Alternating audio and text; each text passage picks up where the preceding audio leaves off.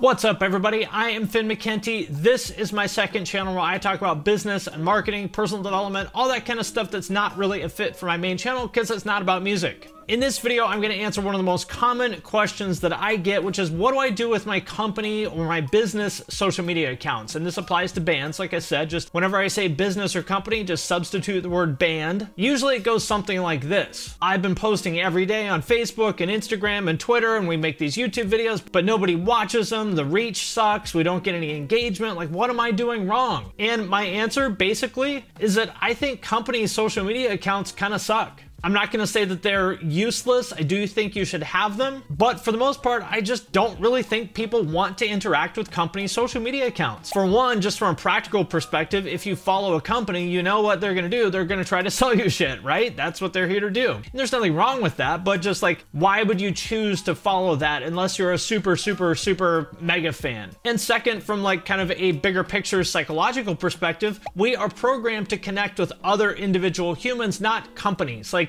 if you think about how our brains work, the idea of a company or a brand or something like that didn't exist at all until a couple hundred years ago. And I think psychologically, it's just not part of the way that we want to interact with the world. We want to follow individual people, follow their stories, get to know them, hear what they think. But when it comes to companies, it's just like this faceless entity. We can't connect like an individual human to it in most cases. If you go to the grocery store and you get like some Doritos or something, you ever notice on the back it'll say like, follow us on Instagram. And I want to know who's like, good idea, thank you for the suggestion. And they take out their phone and like search for Doritos. I love this account. I'm so glad that I chose to follow Doritos today on Instagram. Just doesn't happen, right? Like, why would you? And this is the entire reason why the industry of like influencer marketing and sponsorships and endorsements exists. Skateboarding is another good example of this. Why do they pay skaters a bunch of money to represent their brand in ads and at events and anywhere else? Well, it's because people want to connect with individual humans. I like girl skateboards because Eric Costin rides for them. It's not the other way around. We don't like Eric Costin because he rides for a girl. We like girl because Eric rides for them. It always starts with the individual, then the company. And so that is actually what I think you should do with your social media accounts as an individual and a company. I think you should have a company social media account, but I think your personal account should be where you put like 90% of your energy. You're going to use your personal account to grow the company's brand. And I'm going to explain exactly how to do that in just a minute because it's very important that you do it in the right way. If you do it the wrong way, you're going to fuck it up and you're going to look like a total cheese ball. So I'm going to explain that in a second, but first I want to thank Pich for sponsoring this video. They're a skincare company for men, and my wife is always telling me like, you're getting old, you need to take better care of your skin. So I was happy to check this out. They sent me a whole bunch of stuff here, which I tried out, and they've kind of got something for everybody. Whether you're dealing with like acne, dark circles under your eyes, wrinkles, they've got you covered. They also have this little instruction card that tells you exactly what to use and when, which is great because guys are stupid and we need somebody to tell us how to do this stuff. They recommend starting with their level 1 system, which comes with all the basics, a face wash, an exfoliating scrub, a moisturizer with SPF 20, and a PM moisturizer. They have free shipping in the US and they also ship to most other countries as well. And you have full control over your subscription. You can cancel it at any time. Their systems start at $25, which is pretty reasonable for skincare. And because they're sponsoring today's video, if you click the first link in the description, you will get a free toiletry rag with your first box. So the main idea here is that you're going to continue to use your personal accounts, but the story that you're telling on that personal account is going to change from just like, here's what I had for breakfast today, and wow, I had fun going to the park, and like whatever just random bullshit people post on their personal accounts. You're going to change and start to tell the story of yourself as the person who is running this business. For example, like my friend Brian Sau, who I've been working with a little bit on his social media, instead of like Brian the dude that lives in Queens and did whatever today, now he is Brian the guy that's opening a sandwich shop. And everything that he talks about on his social media ladders up to that. And as you may be saying to yourself right now, this is not some like groundbreaking strategy that I just discovered. This is a well-known, proven blueprint. People have been using it for years. Probably the most notable example would be Elon Musk. Elon's personal accounts are his personal accounts, but the story that he's telling is about himself as the guy who's running Tesla and SpaceX and The Boring Company and whatever the fuck else he does. It's Elon the entrepreneur, Elon the business operator. And it works. I mean, if you look at the engagement on, say, like Tesla's Twitter versus Elon's Twitter, it's night and day. Because again, people want to follow Elon. They want to follow a human being, not a company. And of course, as an individual, he can also say all kinds of crazy shit that would be totally inappropriate to say from a company account. So you have a lot more creative freedom as well. Another good example of this that I always use because he's a cool guy and he just does it really well is Randall Pich from Live Fit Apparel. As you might guess from the name, it is a clothing brand in the like fitness gym kind of space. And he does an amazing job with this. Like if you look at his bio, it's perfect. CEO X designer. And if you look at his social media on his personal account, everything he does ladders up to that story that he's telling of himself as the CEO and designer of Live Fit. So that's the real key. To do this right, like think of it kind of like playing a character, but not really, because that sounds kind of disingenuous and phony. And this is not phony at all. It's real, and that's why it's gonna work, because what you will do on your personal account is just document the story of what you do. It's all about storytelling. Like think about every documentary that you've ever seen, behind the scenes kind of thing of some product or company being developed, like any of these behind the scenes video game kind of stories. There's usually one character that they follow through like the whole story.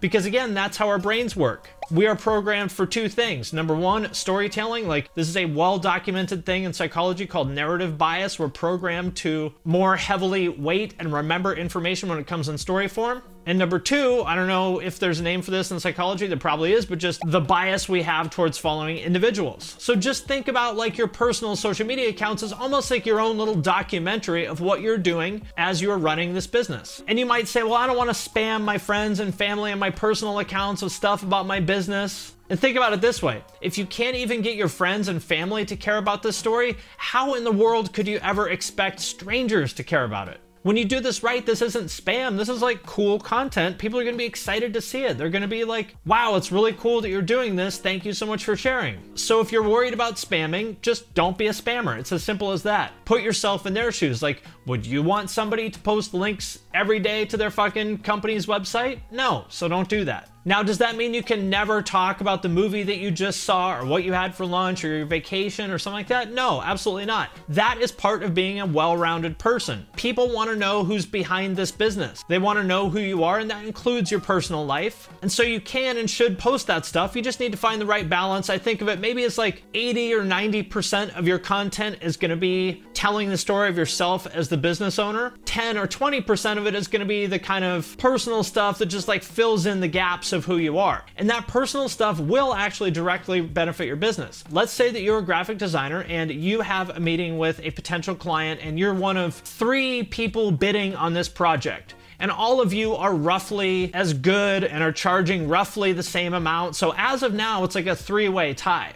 But let's say that you and this person you're talking to follow each other on social media, and yesterday you posted something about how you went on a camping trip and you were really excited because you are into bird watching and you saw this one kind of rare bird that you've been looking for years. And it turns out that the client you're about to sit down with is also into bird watching. Now he or she is going to be super excited about this. You guys are going to geek out about birds for 10 or 15 minutes before you even start talking about the project. And guess who's going to get the project? If there's 3 people who are all equally good and all charging a similar amount, if you have some sort of personal connection with one of them like that, that's who you're going to go with. So think about it roughly as like 80 or 90% of your content is going to be about establishing credibility and telling the story of yourself as the person running this business.